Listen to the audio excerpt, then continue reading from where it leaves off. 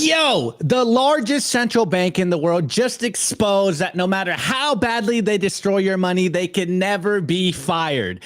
Many libertarians and Bitcoiners believe we need to end the Fed, but today we're going to discuss an interesting thought experiment from Tom Luongo, who says that maybe the Fed is fighting for us against the globalists at Davos. Before we get into all that, let's play this video that has basically broken the internet. Here we go. Politico. Some of the president-elect's advisors have suggested that you should resign. If he asked you to leave, would you go? No. Can you follow up on, do you think that legally you're not required to leave? No. I guess the other question is, to follow up on Victoria's question, do you believe the president has the power to fire or demote you, and has the Fed determined the legality of a president demoting at will any of the other governors with leadership positions? Not permitted under the law. Not what? Not permitted under the law. My first take on this, this was me kind of trolling on Twitter, is it shows that so many people haven't read The Creature from Jekyll Island. And if you did, you know the very simple heuristic that the Federal Reserve is not federal and has no reserves. It's a private corporation whose business it is to create money. Literally the money creation Leviathan that Bitcoin is here to stop. Anyways, let's get the first Bitcoin take. Let's get the standard Bitcoin take here. Of course, I got a tweet from Balaji where he's kind of, recapping all the things we've seen in the last couple of months since the election and the media, Trump win. Next is end the Fed. And this is a Bitcoin trope that we've been talking about for a long time. If you've been in Bitcoin for a couple of years, maybe if you're new to Bitcoin, you might know who Ron Paul is. Of course, he is the libertarian candidate. He's a libertarian politician who's been on the beat. He's been saying this for like 50 years that we need to end the Fed. And here we go. This is a little recap of The Creature from Jekyll Island. If you haven't read that book, highly recommend you read it. It is a big book, but it does kind of open your eyes on what exactly is the financial status of the world and how the Fed was created. Anyways, here we got a little recap from Balaji. The Fed was created by Congress in 1913. Again, if you read The Creature from Jekyll Island, you remember and you'll understand that the Fed was created literally in the cover of night and forced through Congress in 1913. So, hey, again, it's not federal and it has no reserves. Anyways, Balaji continues and goes, so since it was created by Congress, it can be shut down by Congress, and Republicans now have the power to do this. They have executive, legislative, and the judicial branch. They have the support in tech, finance, and media. They have a population sick of inflation, and above all, they are Bitcoiners and they have Bitcoin. So, they're on the path to what we've been talking about for a while of ending the Fed, and Ron Paul has endorsed Donald Trump in this election cycle. Now, there's a couple of different takes you can take. I saw Lynn Alden post this morning basically saying like there's no chance that the Trump administration will end the Fed. We're not there, but it is very interesting that we are having these conversations and that, Jerome Powell, the president of the Federal Reserve, is essentially saying what we tell you guys all the time, that this is a private corporation. The president doesn't have the power to fire Jerome Powell. Anyways, moving forward, which is I think a little more of a nuanced take, is by Tom Luongo. And if you're not familiar with Tom Luongo, he holds a great podcast. He's kind of you might say he's a little contrarian, but I think he's got a good grasp on what's going on in the global landscape. Of course, his podcast is Gold Goats. It's Gold Goats. Man, I'm blanking on the title of his podcast, but highly recommend you look into Tom Luongo. Anyways, he recapped it this morning.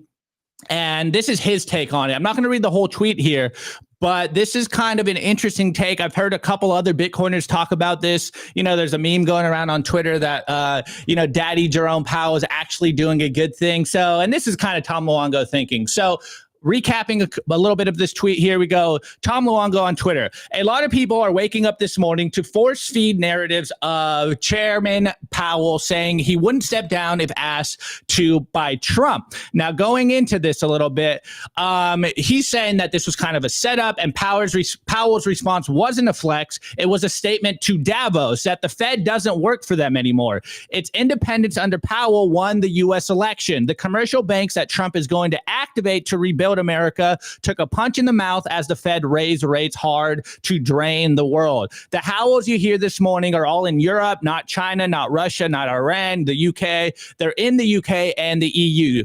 And he goes on to say, we'll end the Fed, but after we've broken the Bank of International Settlements, the IMF, the ECB, and most importantly, the Bank of England. And Tom Luongo has been on this beat for a while, that essentially all the interest rate dance we've seen in the past year is not so much about, us necessarily just trying to control our economy. It's really aimed at trying to bankrupt the Davos globalist crowd and the creation of dollars outside of the U.S. system. So as much as I am just a classic, G. Edward Griffin, creature from Jekyll Island Bitcoiner, I find it very interesting. Tom Luongo is kind of saying like, look, Jay Powell is actually doing some good stuff for the U.S. Is he a friend or is he an enemy? I think only time will tell. But what we're seeing, and this is the Tom Luongo train of thought, is that now we've separated ourselves from the globalists at Davos. And we know what the World Economic Forum at Davos thinks about Bitcoin, what they think about the global landscape. They want you to own nothing and be happy. And now it seems like the U.S. potentially is trying to find its own independence, separate ourselves from all of the crazy nonsense going on across the pond. And I just find it very interesting. The standard trope of Bitcoiners is end the Fed, but this is a very interesting thought process or thought experiment from Tom Luongo that, hey, maybe Fed is actually fighting to separate us from the Davos globalist crowd. Do we know? I don't know. But if you want more info on this, check out Tom Luongo's work. And I think I'm going to pass it over to Curtis. Oh, wait, before I go on, of course, I have our fearless leader in the co-host seat again today, Nico, and we have Curtis Harris from Compass today. So we got a jam-packed show for you guys. But Curtis, first of all, what's your thoughts on Jerome Powell saying, he'll never be fired? And then maybe go on what's your thinking behind the end the Fed meme? Oh my goodness, Opti, your enthusiasm is contagious. This is so exciting to be here as a part of your guys' show today. And even the comments, the Simply Bitcoin community is blowing up in the comments. This is a lot of fun. My initial reaction is just disgust. It's our federal government is disgusting. They've overreached. They're not responsive to us. Obviously, the reality that the Fed is neither federal nor do they have reserve is real. But just to see him up there shaking his head, no, I wouldn't be responsive to the elected president. I do love that the first response you went to was biology. I got a picture of biology behind me. He's been very influential in my thinking about how I look at America and national and international politics. I think I'll try to make one good point and then give it back to you or over to Nico. I listened to Michael Saylor. I believe he was speaking to Robert Breedlove. This was probably 6-8 months ago. So it was a good in-depth podcast conversation with Michael Saylor.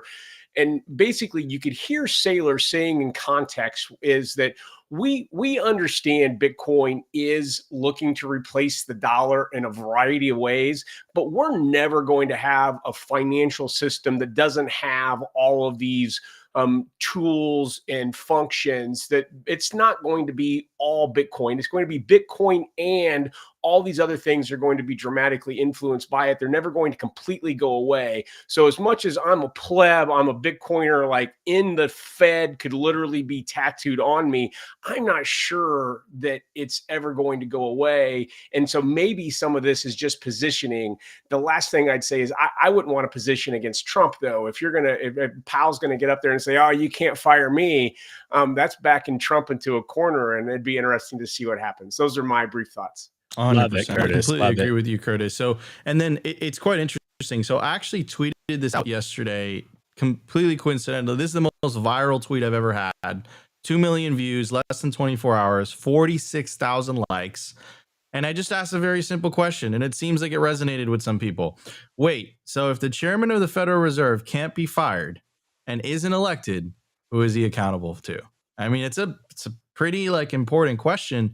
Now, there was a lot of people that chimed in. Apparently, Congress does have the authority to, fire Jerome Powell, but the kind of pomp in that answer, right? It's like, no, what are you talking about? No, was very, I don't think he realized how much he said and what he didn't say.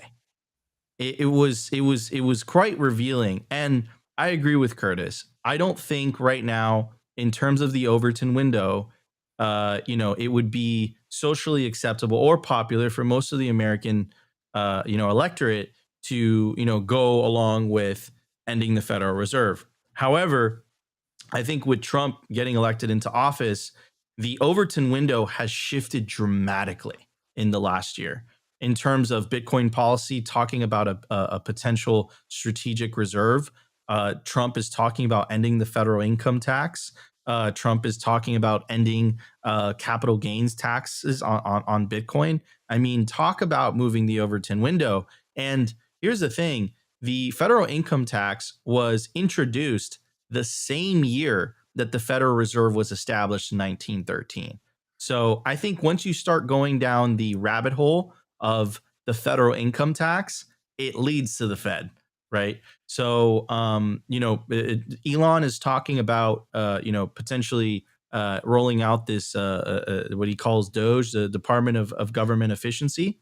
And here's the thing, even if you get Elon in there and you clean up, the overspending and the inefficiencies, the problem remains the same. As long as the government has the ability to print money, all it takes is another administration to come in there and turn on that money printer again, and we're back at square one, right?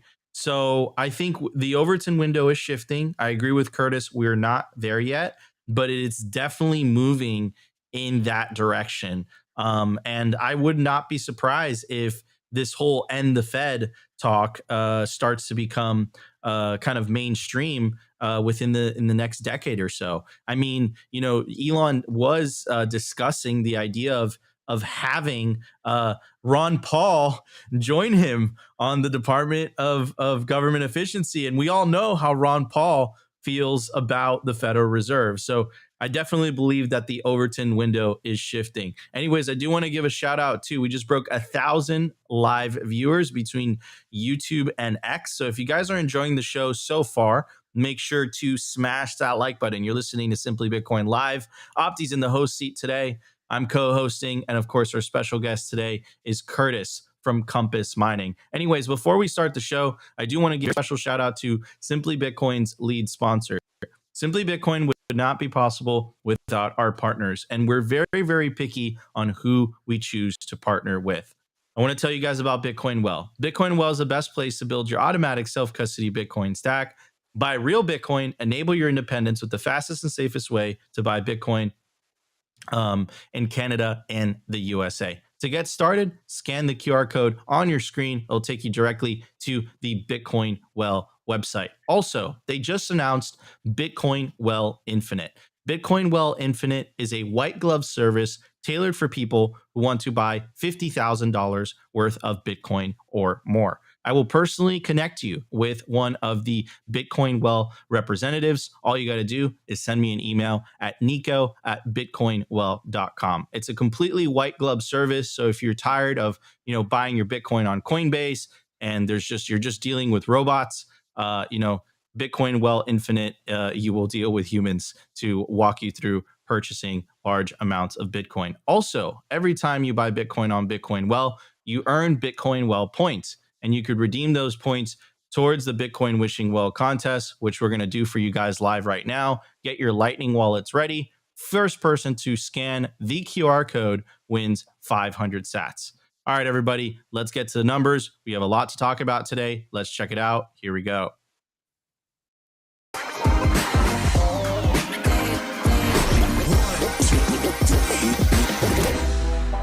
I want to tell you guys about our sponsor, Stampseed. Is your Bitcoin in cold storage really secure? Are your seed words really secure? Stampseed's do-it-yourself kit has everything you'll need to hammer your seed words into commercial-grade titanium plates instead of writing them down on paper. Don't do that. Paper sucks. You want to literally stamp your seed into this plate of titanium.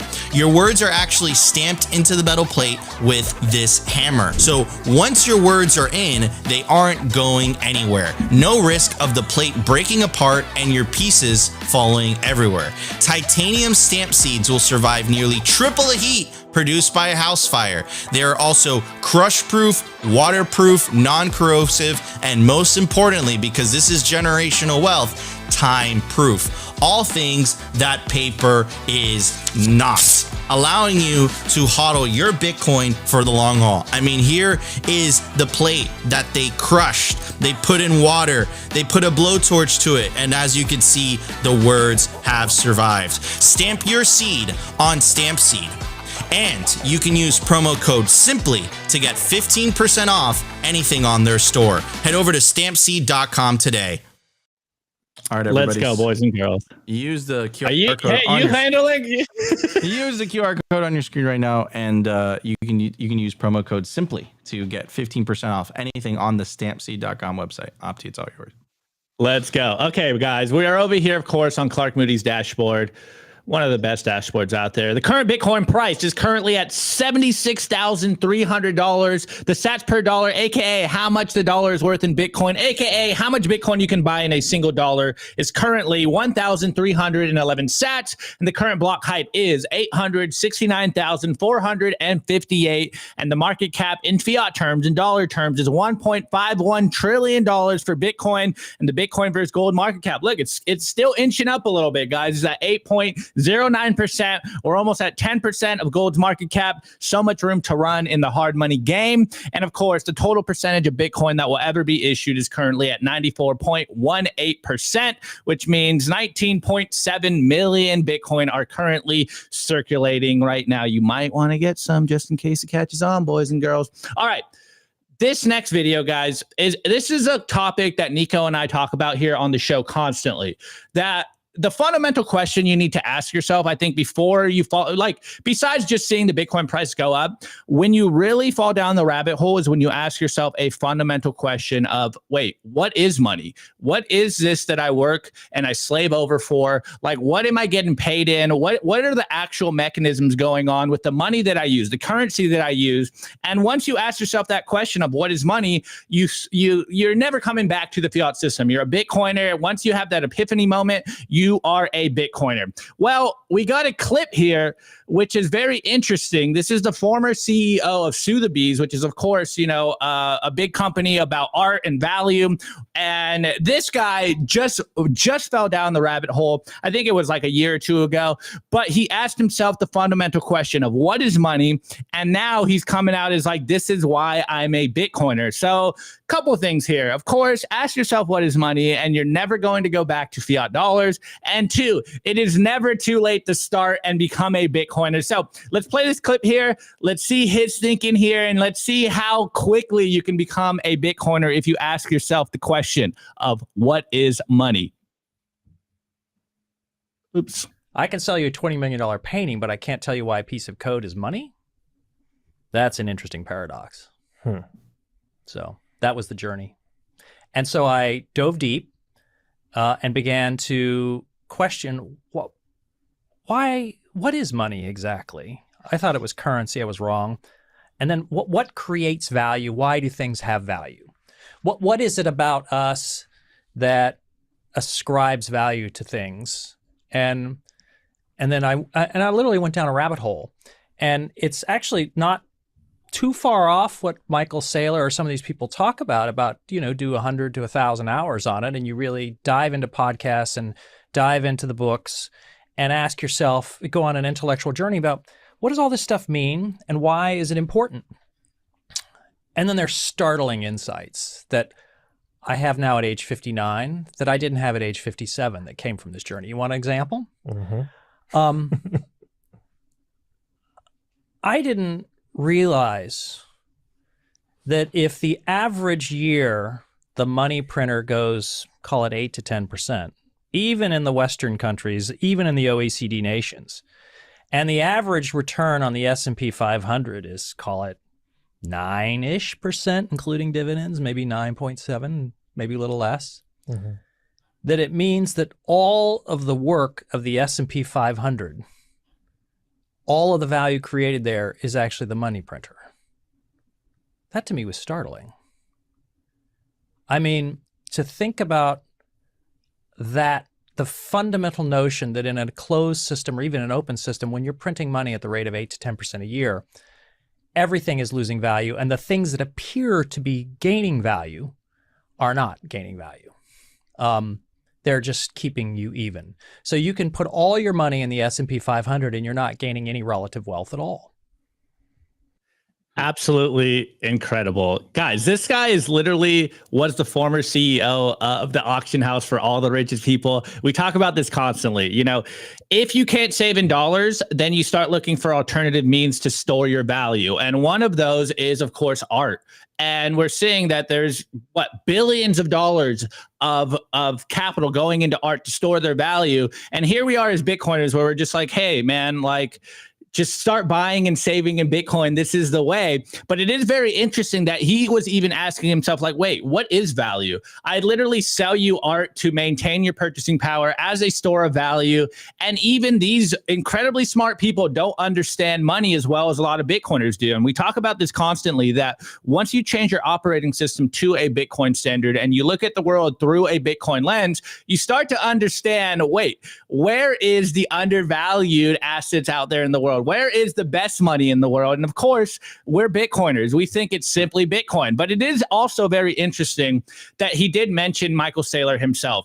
Yes, Michael Saylor got a little bit of flack last week or two, but Michael Saylor, I think, has been pivotal in exposing the world, the corporations and the high value asset people to why Bitcoin is important. And now we're seeing that it's starting to catch on and people are asking themselves a fundamental question. Wait, what is money? You know, he was 57 years old, spent his whole life working for dollars, spent his whole life in a fiat standard, a fiat programming. And now he's like, wait, I asked myself the question of what is money? And I ended up a Bitcoiner. But it is also interesting that we talk about this constantly. You know, you probably have friends out there that are in real estate and they're like, man, you know, your parents maybe like, what? I'm good. You know, my house went up at whatever, you know, it went up 100% in the last couple of years. And we always say the same thing. It's like, no, it didn't really go up in value per se. It's just that the denominator, the measurement of it is going down, hence why it looks like your assets are increasing. And once you can understand that simple formula, you start to look for alternatives. And we always do our best to try to hit this from a different angle and show that, look, it's a very simple switch. You just got to switch your money, your denominator to Bitcoin. Again, everything divided by 21 million. Your life is going to be simpler. Your life is going to get better. Your purchasing power is going to increase because there's only one real money in the world as far as I'm concerned. And of course, that is Bitcoin. Anyways, Nico, I'm going to pass it on to you, because you say this every single day, basically, on the show, that the first step is asking yourself, what is money? And the second step is you start to ask yourself, wait, what is the role of government here? What is the role? So let's jump on the first question. Are you surprised that we're seeing incredibly rich people, you know, wealthy people start to ask themselves, what is money? And it's really interesting that they can acquire so much wealth and yet still not understand the very basic mechanism of how money works and what is currency, etc. Yeah, absolutely. And look, so this is a continuation of the trend. Like we've been seeing this for a couple years now in Bitcoin, right? Even Michael Saylor was kind of hesitant in the beginning. There's been so many examples of just people, very influential people, including Trump, right? Trump was basically saying that this Bitcoin thing, he wasn't a fan of it. And then all of a sudden, you know, he's at the Bitcoin conference, you know, at the very end of the speech. It was so funny what he said. He's like, have fun with your Bitcoins. So, number go up technology is very powerful. And the thing with number go up technology is that it proves that money can exist without inflation. And if money can exist without inflation, it calls into question fiat money itself. And if fiat money itself is called into question, then you kind of start to ask yourself, like, wait a second, like, if Bitcoin is better money, then why have they been telling us that inflation is some like it's like part of Mother Nature? It's like, it's almost as if it's just there. and it kind of wakes you up in a way, and it starts to make you ask questions in terms of, wait a second, so I pay income tax, that's the social contract. I never agreed to the money tax. And make no mistake, inflation is tax. I mean, Elon said this the other day, on one of the campaign speeches that he was doing to get Trump elected. He was making the case like, look, inflation is a form of taxation because that is how they're paying for things. The US government last year in 2023, they spent 1.7 trillion. That's trillion with a T. That's more than the GDP of most countries on planet Earth. Then they collected in tax revenue. How were they able to spend more than they collected? They printed the difference. What people have failed to see yet, even though that Overton window is shifting and shifting very fast, is that it's not free. It's not free. Like the all this funding, all this, you hear the government saying, oh, we spent $10 billion on that. That is directly coming out of your pocket if you're holding dollars.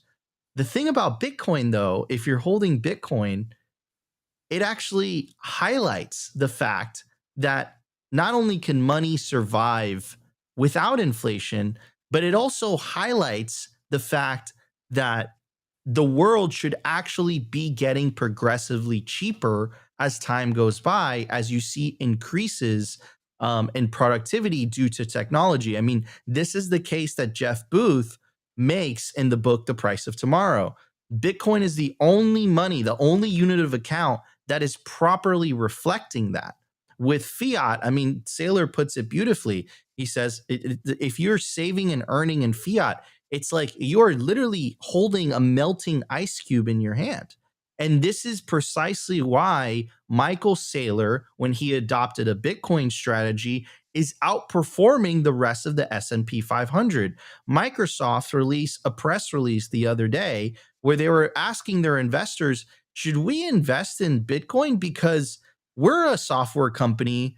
We make more revenue than MicroStrategy, but MicroStrategy's outperforming our stock by 313%. What's going on there? Well, it's just clear. Michael Saylor has adopted a Bitcoin strategy. I know what that's done for me on an individual level. I know what it's done for Opti. I know what it's done for Simply, my company. It's a cheat code in a world where most people are still living on a fiat standard. So to kind of weave it back in, I think you're going to see a continuation of this trend where people are going to wake up and say, wait a second, what is money? What is this thing? This isn't exactly what we were sold on. We never agreed to this money tax. What is going on? And I think number go up technology is just going to continue to, wake people up to the reality. And again, the inevitable question where I'm personally at in my rabbit hole journey, and then I want to pass it on to Curtis, is like, what is the role of government, right? What is the role of government? I think it's a very, very important question. Should government be in the business of getting to narrate what is truth, what is not truth? Should government get into the business of, deciding to, think about it in terms of the US's foreign policy for the last 50 years?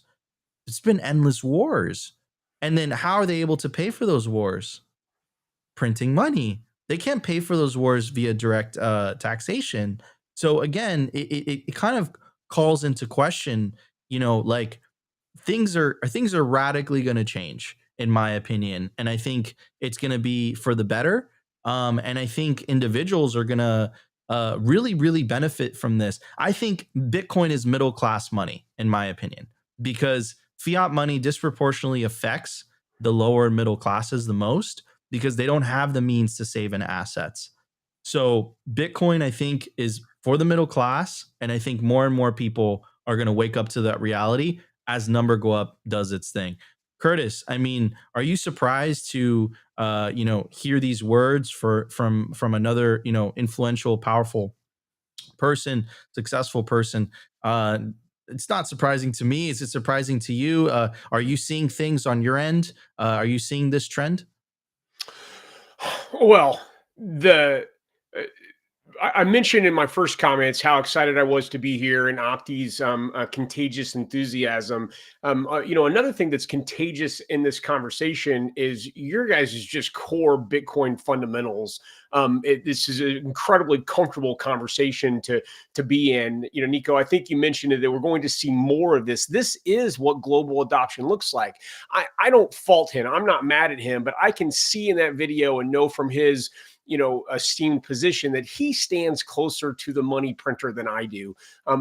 People with, high net worth, they look to art in order to, secure their wealth and to move it forward into, other generations, and also to play tax strategies and to combat against the government. So there's no doubt in my mind that that man has a different perspective of our money system than I do. But obviously I got it, asking the real fundamental question, what is money? And to see him go through that, I think that is what global adoption looks like.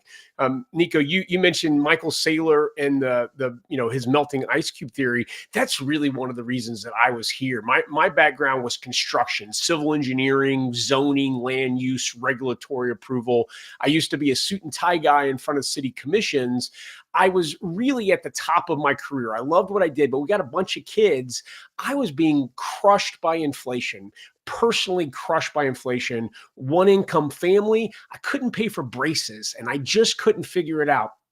All this money, I can't afford braces. I started asking myself that very basic question, what is money? I think I was being influenced by a variety of the podcasts around me, and it was Michael Saylor's passionate explanation of the melting ice cube theory that really brought me in. And so now if we understand, US government printed currency is not what money is. It's a fallacy that we've been, led to believe it works. We're lucky. We're in America. We have, my paycheck gets direct deposited and my credit card works. The global economy isn't the same.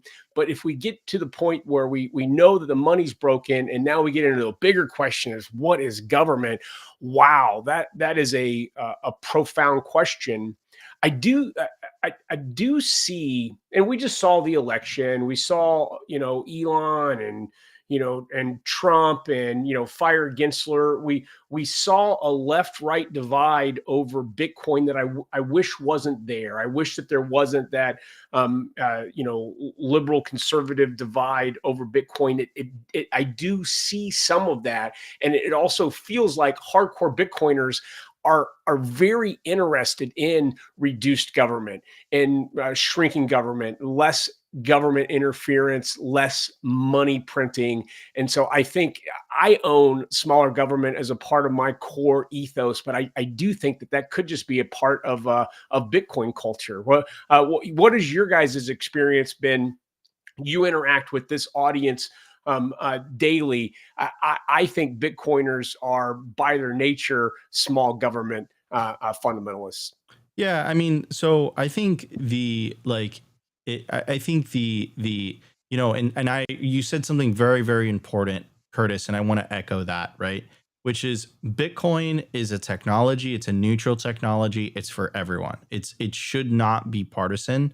I think we were forced as a community to take a more partisan stance because of the attack on the industry from the current administration. Operation Choke Point 2.0, the proposed 30% Bitcoin mining tax, the attack on self-custody, the arrest of Bitcoin privacy developers.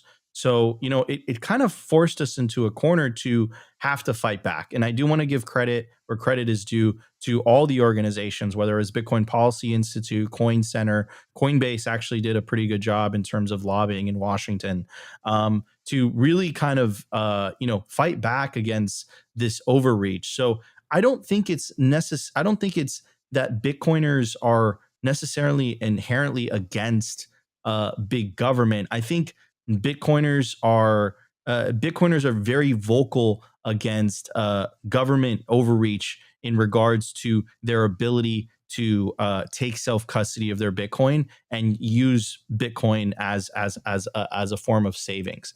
I don't see. I haven't seen Bitcoiners even. This is a conversation I've had with Opti.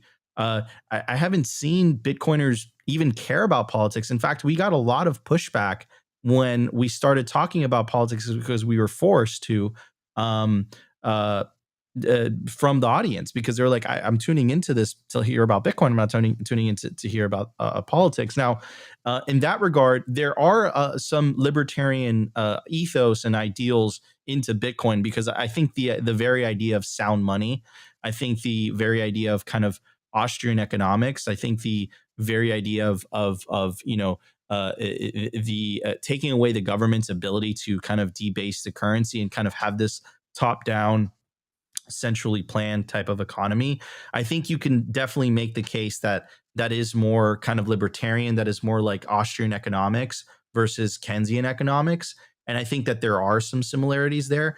But I think fundamentally, Curtis, what it comes down to is just most Bitcoiners want to be left alone. Like, that's really what it comes down to. It's like, look, I want to have my family, I want to be sovereign. I want my money to be sovereign. I want to have the most important thing, I think, here, and the reason as to why Bitcoin was created in the first place.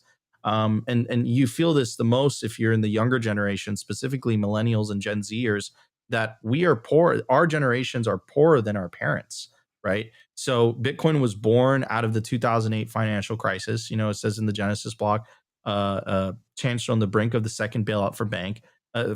Satoshi inherently knew that they were just going to continue printing money, and he created a system so that the average everyday individuals can protect themselves from monetary debasement. And in the process of that, essentially now for the first time, if you're in the lower middle class and you're earning and saving in Bitcoin, you have the ability to save for the future.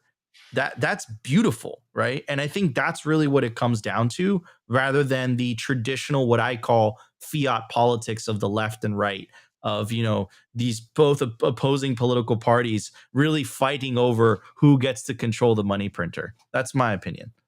Well, you're calling out a Bitcoin as middle class money. That really resonated with me, and where I live and the communities outside of Bitcoin that I'm involved in. It is a lifeline. It's the ability to move the value created through my labor into the future. I just want to be able to protect and provide for my family into the future. And when my government prints money at 8 to 10% a year, they're stealing directly from me. Absolutely, 100%. And in a way, Curtis, I would even make the argument that it's a silent protest, because you're not, this isn't a, you're not going out there and with picket signs and, you're going out there, you're basically saying, you know what, I don't wish to participate in this system. I'm going to opt out, and I'm going to opt out into Bitcoin. I think that's really what it boils down to. So anyways, Opti. Yeah, I mean, look, I'm probably the extremist here on the show, but yeah, I believe in small government. I think that the reason that the government is as bloated as it is, the reason we're seeing so many problems from the federal government is because they are backed by the money printer. And, I think we should go back. What's the meme? Like, go back to tradition and try to have as small a government as possible without the tool or the weapon, if you might say that, of the money printer to get away with a lot of the stuff that the population doesn't agree with. And so, yeah, I am a small government maxi here. I think the federal government's been bloated way too big, and it's all fueled by the money printer. And I think Bitcoin is that valve. And, maybe not in our lifetimes, but hopefully in our lifetimes, we will see the federal governments or all governments of the world start to shrink once the money printer power starts to dwindle. And I we're in the beginning of this, but I am hopeful that it's going to happen. But yeah, I'm the extremist here. I'm the one like, I don't think I'm a full anarcho-capitalist, because I think that also does come with some trade-offs. But yeah, I would like to minimize governmental power, obviously. I'm definitely an individualist in that concern. All right, Nico, let's get into the news. We do have a lot to talk about. Absolutely. Very special shout out to our sponsor, Compass Mining. They make Bitcoin mining accessible to everyone, from beginners to experienced investors. Their turnkey miners gets you online and hashing within 48 hours, making it easier than ever to start your mining journey. Plus, with their active marketplace, you can resell your miner at any time, adding flexibility and value to your investment. Visit their website to access a wealth of resources, learning everything you need to know about Bitcoin mining. Take your first step into the world of Bitcoin mining with confidence. Discover more at compassmining.io. Again, compassmining.io, and see how Compass Mining can power your success.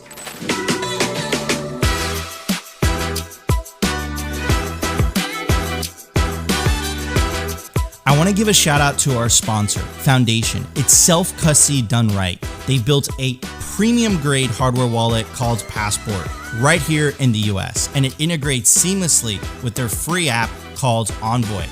Passport is fully open source and verifiable. It's the most intuitive Bitcoin wallet designed with a UX reminiscent of a classic feature phone, so you'll know how to navigate it and use it the moment you pick it up. It's also air-gapped, meaning Bitcoin stays offline, never touching an internet connection.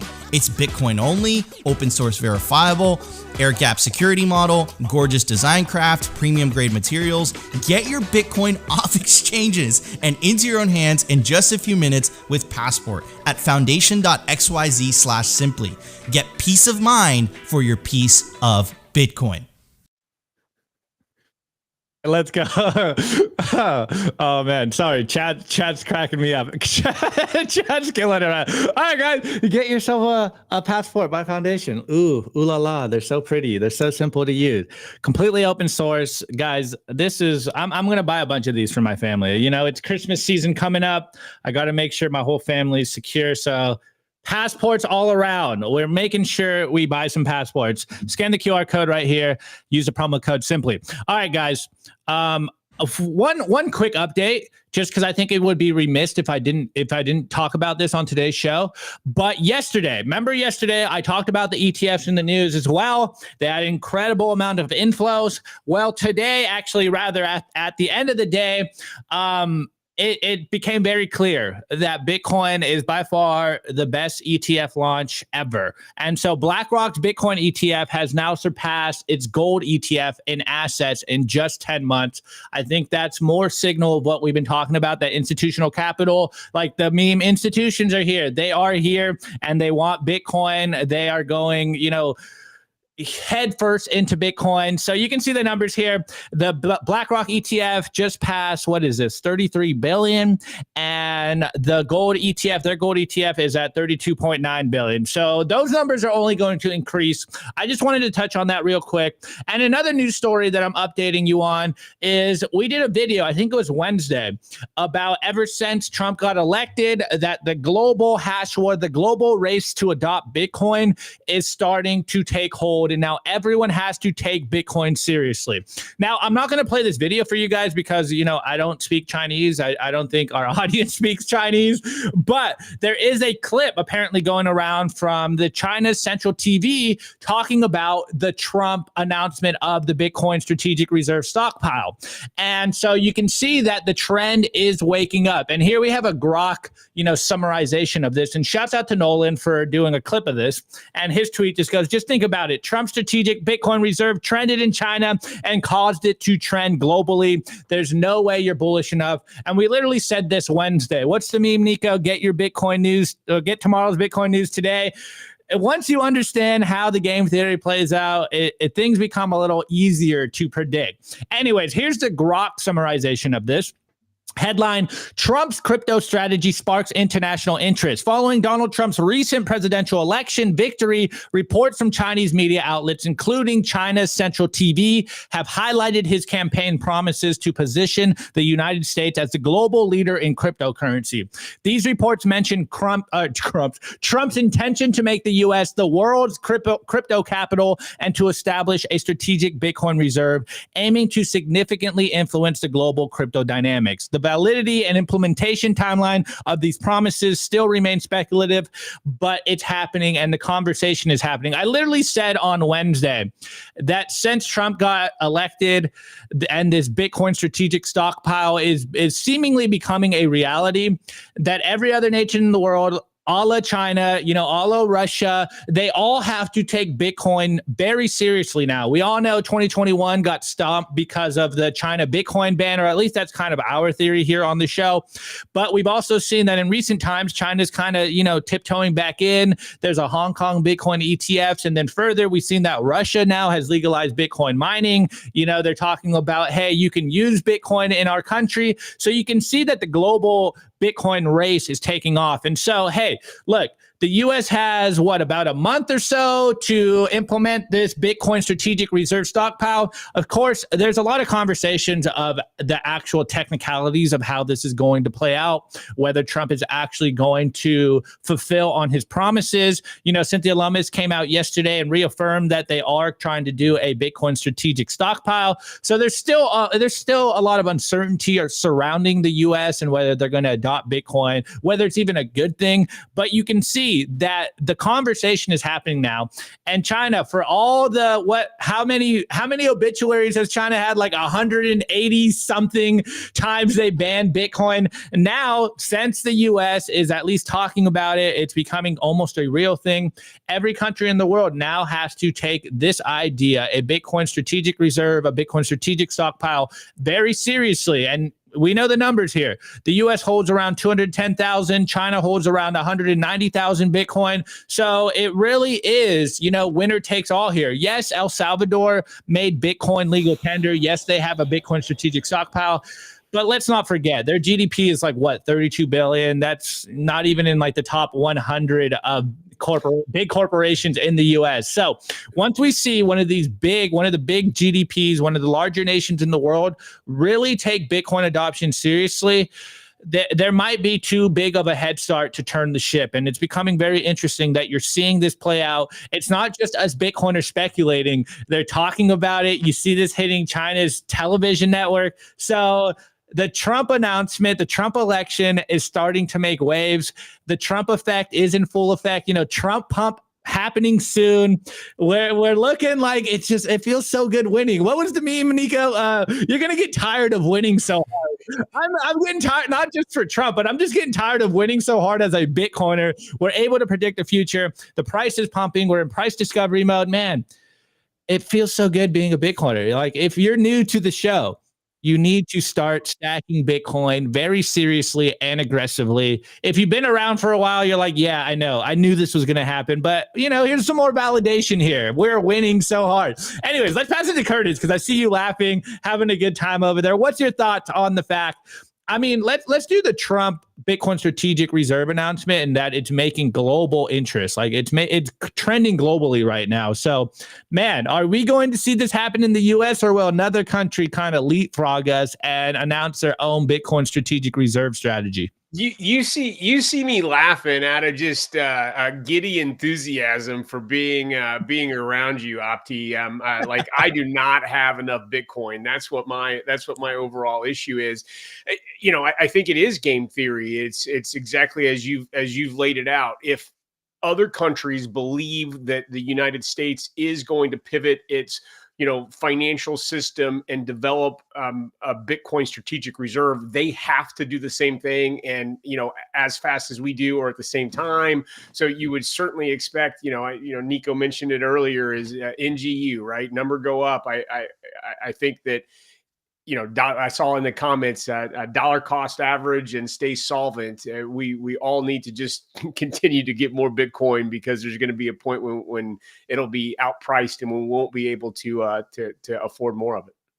Totally, 100%. We say that every single time, and it becomes truer even when the price starts to pump because everyone gets crazy and they're like, I'm remortgaging my house. I'm selling everything to stack more sats. And it's like, hey, love it. I love the enthusiasm, but stay humble, stack sat, stay solvent, make sure you pay your bills, make sure you don't over leverage yourself because I've seen a lot of friends get hurt doing that. Just stack sats and stay humble. This is the way. Anyways, Nico, what's your thoughts on, actually, you can touch both. The ETF, actually, let's not talk about the ETF. I think we're bored of the ETF at this point. I just wanted to update people on that. But we've been talking about this throughout the year, and especially since Trump came out, just how the game theory has shifted ever since Trump has announced his pro-Bitcoin stance.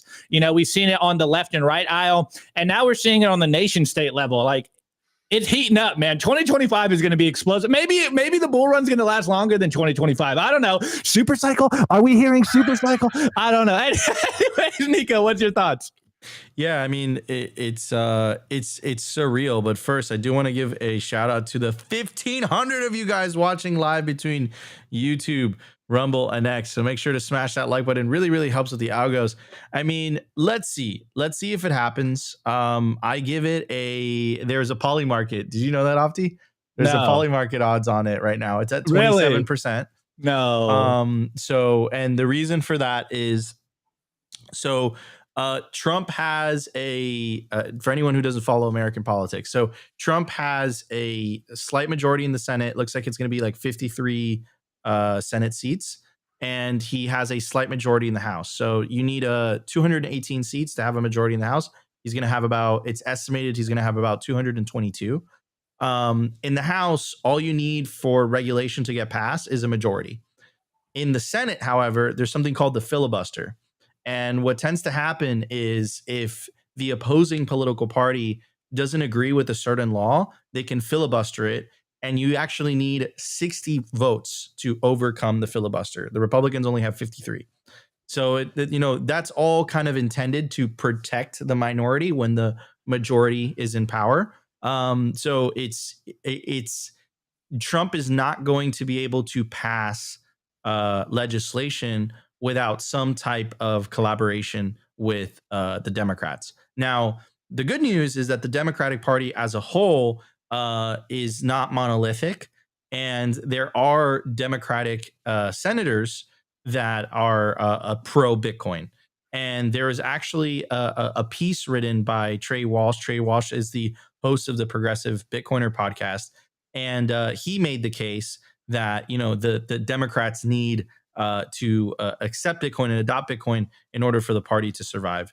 And what I would say is, you had Ro Khanna. Ro Khanna is a congressman from California from the Democratic Party, and he spoke at the Bitcoin conference. So again, Trump's not going to be able to just shove in legislation because he has a majority. He's going to have to reach across the aisle and try to negotiate. That being said, I still think that he can do a lot from the executive branch through executive orders. But those are temporary, right? And those could also be challenged legally as well. Even though he does have a mandate now that because he won the popular vote. So, I'm really interested to see what he's going to do. I think that he has 2 years specifically to really get as much legislation done as possible, because from a historical perspective, the incumbent party tends to lose control of the House during the midterms. So the midterms are about 2 years from now. So I'm very, very bullish on a Trump presidency.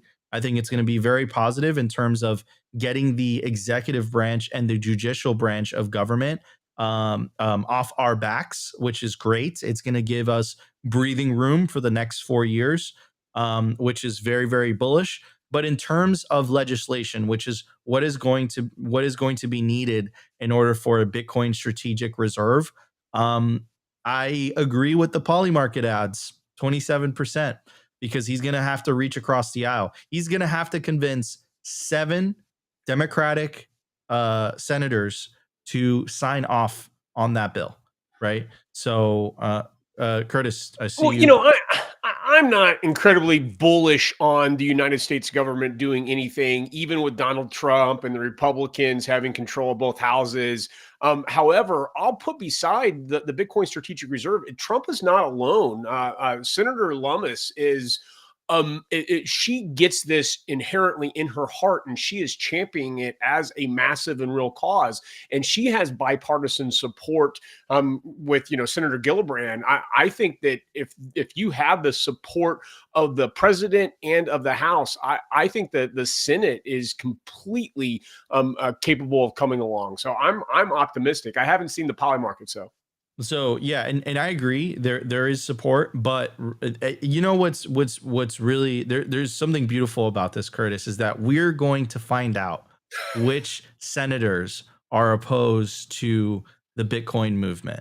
That's what's going to be exposed. But yes, you can pass a law technically with a majority in the Senate, but they can filibuster it. And if they do filibuster it, he's going to need 60 votes in order for that legislation to end up on Trump's desk for him to sign it. Hey, you mentioned 1,500 viewers. That's amazing. I just want to compliment your incredibly nuanced and detailed understanding of American politics and the way you relate it. This is just a pleasure to be on your guys' show today, gentlemen. Well, I appreciate it, Appreciate Curtis. Thank you so much for joining us. And we just broke 1,600 live viewers. So the live viewers are ticking up. Guys, if you guys are enjoying the show so far, make sure to smash that like button. Stick around because we're going to talk about all things Compass mining. We have Curtis here today, and we're going to ask him all these questions about Compass, about hosting, all this good stuff. So stick around, everybody. Let's hit the culture. Here we go.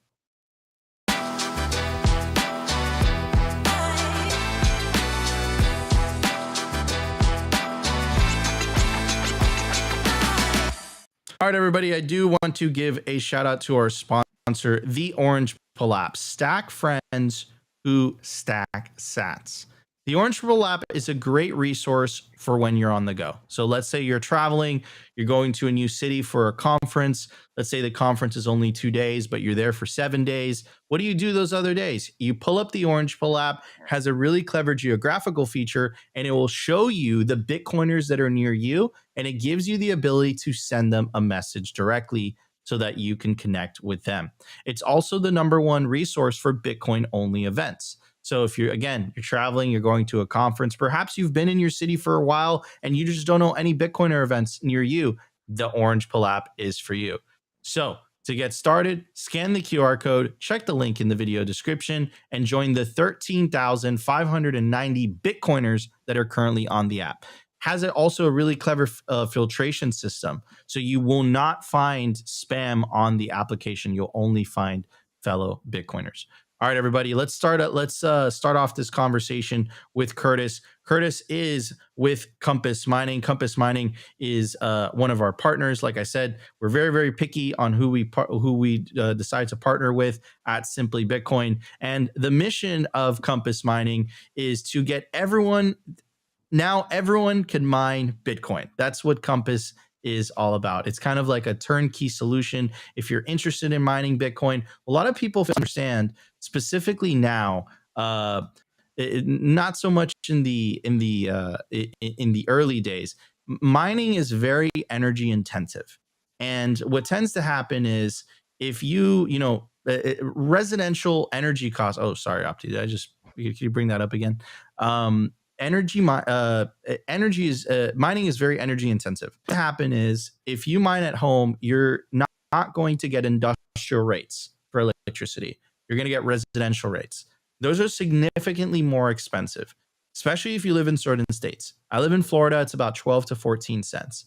For it to be economical for you to mine, it needs to be lower than that. And that's where Compass Mining comes in, right? So they give you these lower rates in electricity, and it's also turnkey. So you buy the miners within a couple days, bada bing, bada boom, the miner is up and running, and you're receiving those sweet, sweet, sweet Satoshis. So if you're interested in mining, but you're looking at it, the Compass Mining is a great way to get started. So is that a good pitch, Curtis? Oh my goodness! Top of my head. We got to add those sweet, sweet, sweet Satoshis to our marketing material, because that just drips. That you did great, Nico. Awesome. It was actually a lot. You mentioned us being partners. It was actually a lot of fun to be in the show when our ad was read earlier. We're just incredibly happy to be here and to be a part of your community and your audience. We did pioneer and invent that Bitcoin mining hosting model that you just described, because it is hard. As Bitcoin mining, the industry grew, the machines became so much more louder and hot and used a lot of electricity that it really just became unreasonable for most people to operate a Bitcoin mining machine in their house. So what we were able to do is we invented a business model where we aggregated you and I owning 1 or 2 or 3 or 5 machines, and we were able to, put us all together as a large group and deploy into these massive facilities where we do get the low cost energy, which helps us to be able to stack those sweet, sweet, sweet Satoshis. Absolutely, absolutely. And I kind of want to talk about this like turnkey aspect of it, right? Listen, a lot of people don't know this about me. I actually got into the industry via mining. I transitioned to media in 2020, but actually got into the industry in mining back in 2016, 2017. And, there was a room in my house that I literally, it had a sliding door, and I put a dry panel wall in there, and I made holes in that dry panel wall. And I would, buy these 3D printed vents that you would screw into the back of the S9 so the hot air would, get out. And I had a whole closet. I think I had like 14 S9s in there, and you can hear this mining thing from anywhere around the house. But what tended to happen very quickly is I started getting the power bills. And it was great because it was 2017, and we went from 1K to 20K, and it was phenomenal. I thought I was a genius. I would buy an S9 3 months later. This never happens with hardware. Hardware devalues, the price would go higher. And I'd be like, wow, I'm a genius. And then 2018 came around, and man, oh man, did I unplug those very, very quickly. Now, in hindsight, I wish I stuck it out because that would have been great, but I didn't. But the point I'm trying to make is when I set up a mine at home, I quickly realized, first of all, it's not scalable. There's only so many amps that you can get to your house. Second of all, it starts to look suspicious when you have these very thick power cables outside of your house going into a specific room. And second of all, you want that cheap electricity because that's the name of the game. That's where it fundamentally comes down to. And the thing is, specifically now, it's very expensive to build out an entire site, right? So you don't really have a choice. Like you mine at home, but you have very expensive electricity costs, or you build out a site. To do it well, it's going to at least $100,000, $250,000, all the electrical infrastructure. This is where Compass Mining comes in because essentially it lowers the barrier of entry, right? You want to start mining Bitcoin, you don't have to spend $250,000 to buy a site. You don't have to get wrecked mining at home, paying those residential costs. And I live in Florida, right? California and New York, you're toast. Forget about it. It's like 24 cents per kilowatt hour. Forget about it. It's not going to happen, right? So this is where Compass comes in. You want to mine Bitcoin. You turn to these guys. It's a turnkey solution, and bada bing, bada boom. You purchase the miner, and it's hashing within how many hours, Curtis? Is it 24, 48? 48, that's right. Awesome. I know that you guys also, because this is another thing that I ran into as well personally, which is part of Bitcoin mining is not only, setting up the machines, plugging them in. Part of Bitcoin mining as well is selling the machines, right? And here's the thing. That's not easy. eBay, holy cow, I had nightmares.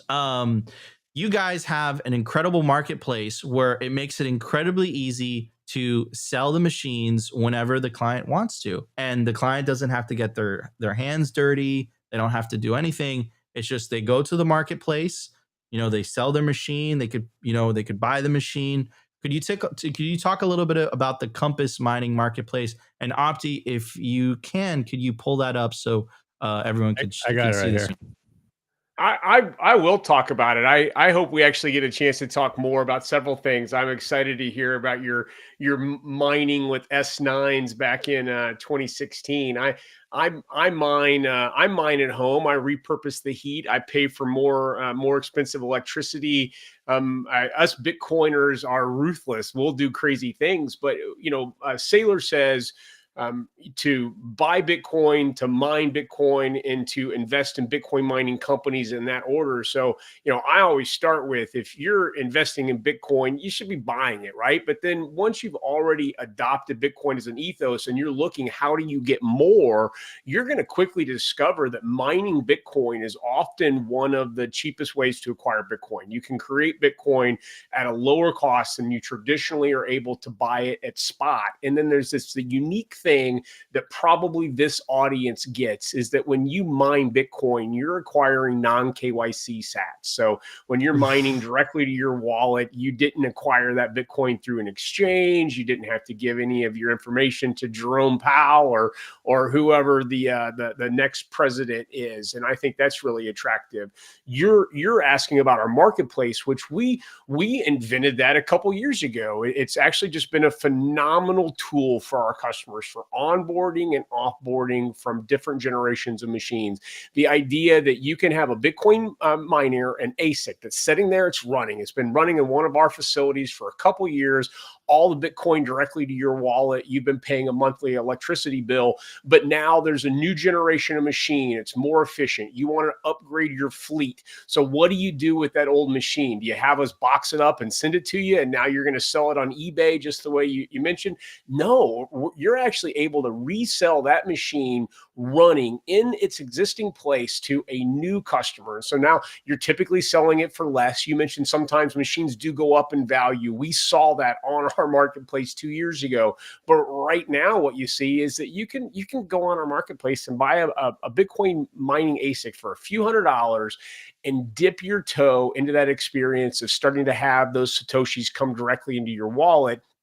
I think that's a phenomenal benefit of the marketplace, on top of what you led with, is that when it lets you also have a way to exit. It's just very phenomenal system. It lets you mine Bitcoin, and then when you're ready to upgrade to a more efficient fleet, you just sell it right there. 100%. And another thing that I've also experienced, right? Another pain point, Curtis, is, these miners, they get shipped from they get shipped from Shenzhen. They come in, you open them, Bitmain, all that stuff. There was a point where they only made you buy them in Bitcoin Cash, and they have a very particular smell. When you plug them in initially, the fan revs up. You don't know where that hash is going, Jihan. Some things happen, right? But some of these machines, they've gotten dramatically better as time has progressed. But some of these machines tend to break, and it tends to be a little bit of a pain. It's gotten dramatically better. But initially, what you'd have to do if one of the boards break is you would have to send that puppy back, right? Yep. And you would get that puppy back 6 months later. And in 6 months in mining worlds and profitability is So Curtis, I know that you guys do in-house maintenance and in-house fixing of these miners. Could you talk a little bit about that? Yeah, it's just, vertical integration. What we figured out, the same things that you experience, is that if we wanted to deliver the best experience for our customers, their machines needed to be running all the time. And like a hair dryer or a toaster, sometimes even brand new equipment, it'll come in and it's bad or it's broken, and you want to be able to have a good relationship with the manufacturer so that you can just immediately warranty that and replace it. But then these machines sit there and run at a very high amount of electricity and just on constantly, and they do sometimes have problems. And so the ability to repair or replace that so that you're back online and hashing and mining faster is phenomenal. The most common element to fail on a Bitcoin miner is the fan. And one of the things that we figured out is that our business model is we do free fan replacements. The challenge that we're going to email you and we need $12 or $20 to replace a fan, or that we're going to send it back to China to get a fan and we're going to take 6 months. And now we've, email communications for approval. We figured out that if there's a fan that's failed, we simply just replace it. You're back, you're online, you're mining. And now if there's boards, we've gotten really good at technical mining repairs. In fact, I want to use this as a chance to segue into something that I'm excited about. I'm not sure if any of your audience is Denver based, but next Thursday, November 14th, we are launching a brand new monthly Bitcoin mining meetup focused entirely on technical mining operations. So if you're a Bitcoin miner who's plugged in 1,000 machines and you need a community to be a part of, we're starting a monthly meetup in Denver for you. And in Denver is where we have our service center, where we have a massive repair facility. It's our large warehouse where we clean and repair and prep all the machines when they move from different facilities. So if you have a machine that needs a detailed repair, it's getting sent to our Denver service center and being repaired by our employees. That's amazing. Love it. Well, also, I want to jump in here. So I what don't you're wanna- trying to say is that it's not sent back over the Pacific Ocean. Well, also, That's right. I don't want to dox someone, but I'm pretty sure I know who's going to be there. We don't have to say any names there, but I think a good friend of ours will be at that meetup there. So love to hear it. That's awesome. Absolutely. Absolutely. Anyway, so I do also want to talk about, I want to take advantage of this opportunity, Curtis, that you're here. So you guys have a bunch of facilities. So the ones that I'm looking at your website right now, you have Ohio 2, you have Texas. So the way that I'm seeing it, and please step in here if I'm misspeaking, but the customer gets to choose which facility they would like to mine in. Is that correct?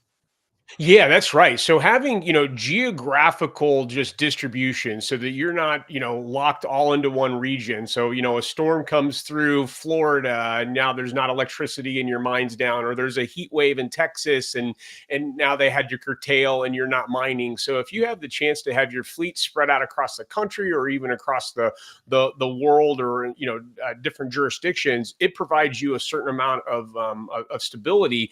Well, we've done a couple things. We've pioneered a compass score where we're showing you how well that facility historically performs. When you're looking at a facility, I'm going to have my Bitcoin miner there.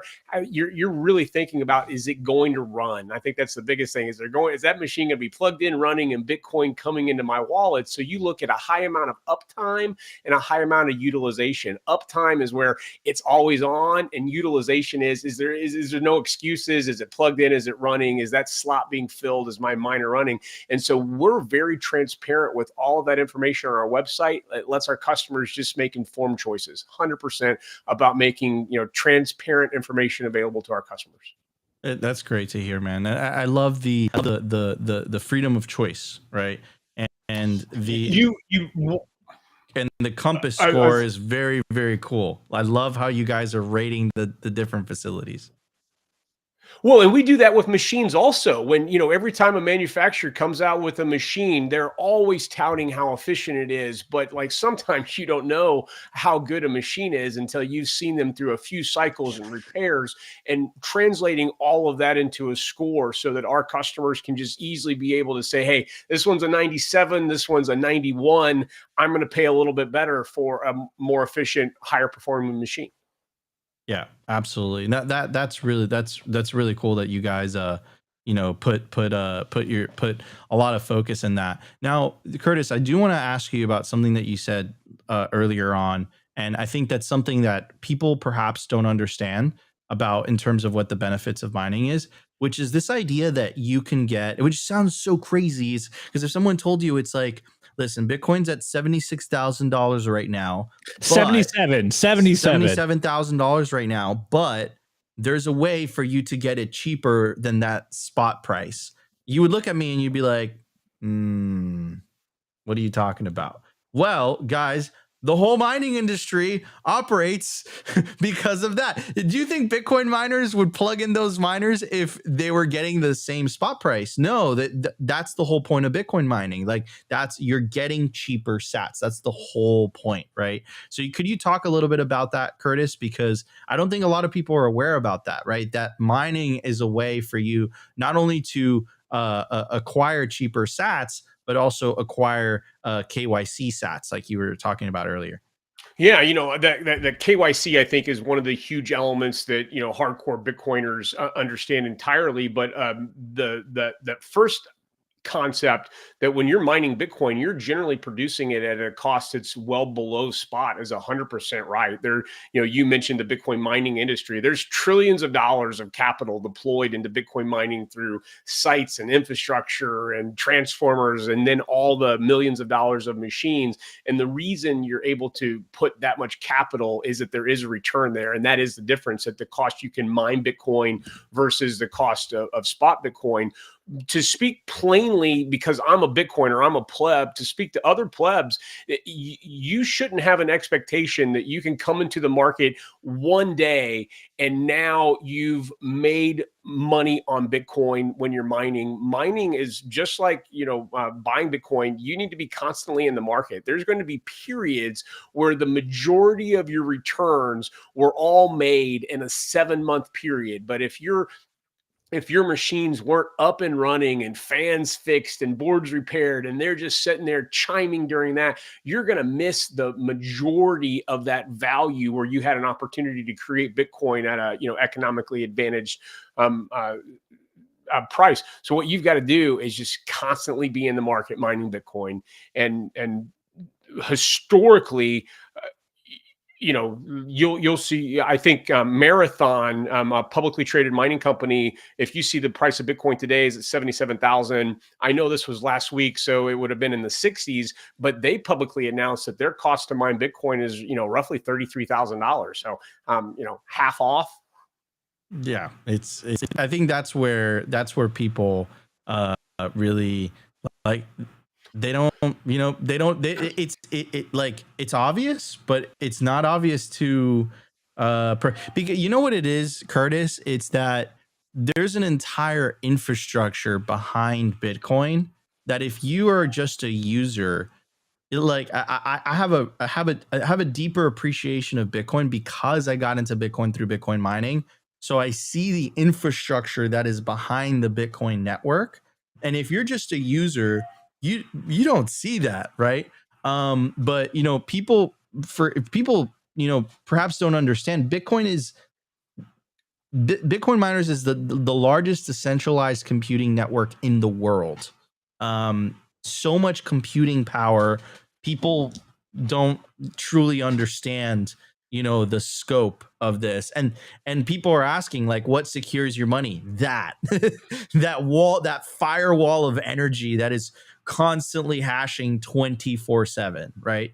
So, oh man, this is you're getting me excited talking about mining. I want to go back. Good. You guys, I've said it like 2 or 3 times now. You guys have me excited. I'm glad there's a little bit of mea culpa here. This is a fun conversation.